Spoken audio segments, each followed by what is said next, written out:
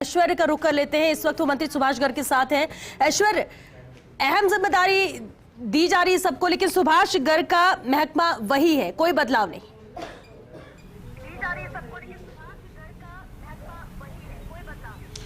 Doctor Subhash Garg हमारे साथ मौजूद है। डॉक्टर सुभाष गर्ग से हम जानेंगे, बातचीत करेंगे। डॉक्टर साहब, सबसे बड़ी बात यह कि आपने एक बात मुख्यमंत्री गहलोत जी से कही थी। आपने कहा था कि संस्कृत एजुकेशन और एजुकेशन दोनों को एक साथ किया जाए। अब आपसे संस्कृत एजुकेशन हटी है, लेकिन खास बात यह है कि अब आपके पास ही सिर्फ आयुर्वेद है।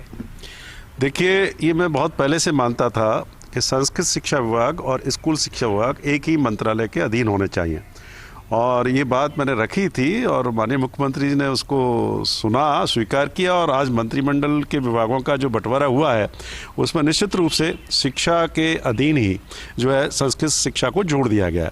और मेरे लिए जहाँ तक सवाल है, तकनीकी शिक्षा का मेरे पास है, आयुर्वेद और Indian medicine and public grievances redressal मेरे को दिया है उसकी जगह।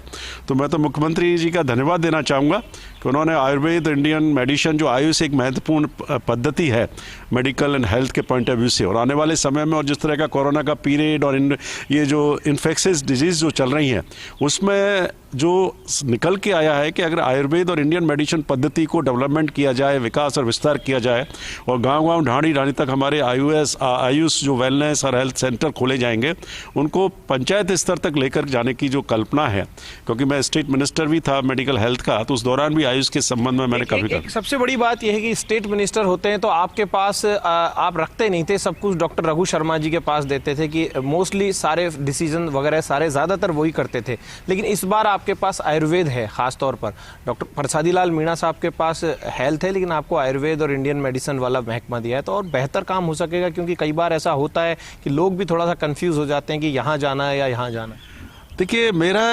व्यक्तिशय ये मानना है, बाकी तो मुख्यमंत्री जी का विशेषाधिकार है ये, कि मंत्री इंडिपेंडेंट ही चार्ज होना चाहिए, जिससे कि वो अपनी क्षमताओं के अनुसार उसको काम करने का अवसर मिलता है। अटैच जो सिस्टम है, अटैच किसी भी मंत्री के अधीन, वो निश्चित रूप से एक अनुभव देने के लिए दिया जाता है। वरिष्ठ मंत्री होते हैं तो उनके साथ एक जूनियर आ जाता है। मैं तो पहली बार एमएलए बना और मुझको राज्यमंत्री बनाया और अब बनाए रखा, तो मैं तो भाग्यशाली आदमियों में से हूँ, विधायकों में से हूँ। लेकिन तजुर्बे का भी तो उपयोग होता है। आप प्रोफेसर रहे हैं और अच्छे शिक्षाविद हैं, फाइनेंस की आपको ज़बरदस्त जानकारी है। नहीं, वो सब देखिए, मंत्रिमंडल एक टीम के रूप में काम करता है माननीय मुख्यमंत्री जी के मार्गदर्शन में, और जब जरूरत पड़ती है तो सभी विभागों की जो है विचार और सुझाव सबके संबंध में दिए जाते हैं। मुख्यमंत्री जी उनको सुनते भी हैं और उसके आधार पर काम भी होता है।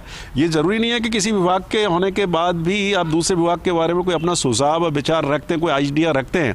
आइडिया का जमाना है ये तो, और आइडिया कोई रखता है तो किसी भी विभाग को दिया जा सकता है। और मैं जातिवाद की बात नहीं करूंगा, लेकिन एक वैश्य तबका एक बहुत बड़ा तबका है, जिसके लिए कहा जाता है कि वैश्य तबका जो है उसे कांग्रेस अपने साथ जोड़ेगी, हर बार कहती है। आप उम्मीद लगाते हैं, क्योंकि वैश्य तबका है वो भी उम्मीद भरी निगाहों से देख रहा है कांग्रेस की तरफ भी, बीजेपी पर पहले विश्वास भी जताया था।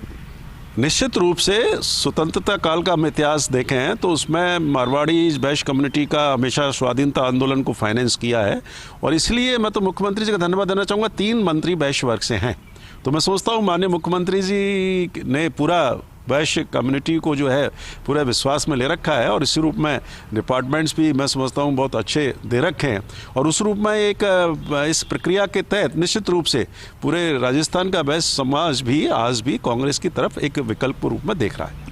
तो श्वेता, डॉक्टर सुभाष गर्ग ने हमसे खास बातचीत की है। सबसे खास बात यह है कि इनके पास अब आयुर्वेद और इंडियन मेडिसिन जैसे महकमे होंगे। बहुत महत्वपूर्ण महकमा होता है, इस बात में कोई संशय नहीं है, क्योंकि भारतीय चिकित्सा पद्धति जो है उसने अपनी कारगरता साबित की है कोरोना के दौरान। ऐश्वर्य, शुक्रिया बातचीत के लिए। और ये आप सुभाष गर्ग को सुन रहे थे, मंत्री जिनका डिपार्टमेंट नहीं बदला गया, यानी कि विभाग उनके पास वही होगा, कुछ एड ऑन जरूर किया गया है, लेकिन अपनी जिम्मेदारी को समझते उन्होंने कहा कि ये विभाग 3 साल काम किया है और 2 साल और बेहतर काम करने की यहाँ पर कोशिश भी रहेगी। नरेश।